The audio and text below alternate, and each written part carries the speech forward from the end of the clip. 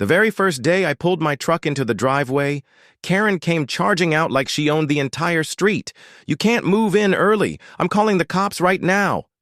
She screamed so loud, half the neighbors peeked out their windows. 10 minutes later, patrol cars pulled up. Karen stood proudly, pointing right at me. "Arrest him! He doesn't even own this place yet." But when I handed the officer my deed and the signed transfer papers, the smirk on her face vanished.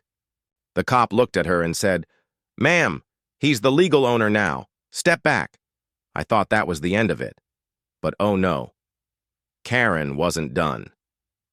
The very next morning, I caught her with a tow truck in front of my house, chains already hooked to my truck.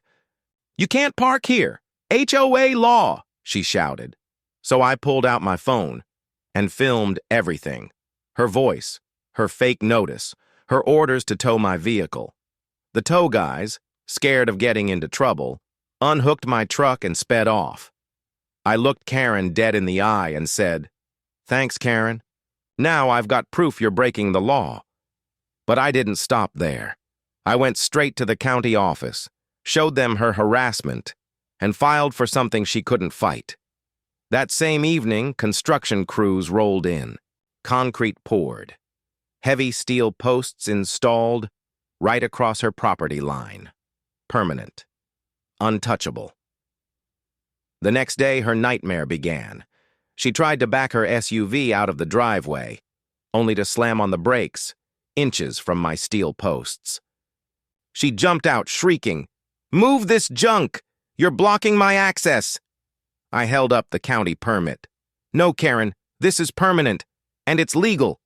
Of course, she called the cops again. But this time, they'd had enough. "Ma'am, this barrier is lawful. Stop wasting our time." The neighbors laughed.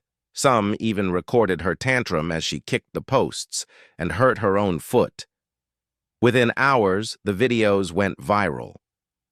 Finally, Karen dragged me into court, waving her fake HOA papers like they meant something.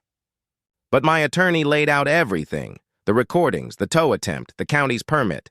The judge didn't waste a second. Bang! "Case dismissed, and ma'am, if you harass him again, you'll face charges yourself." Her face went pale. The neighbors in the courtroom clapped.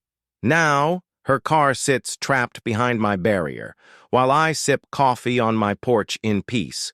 She wanted power. But what she really gave everyone else was freedom.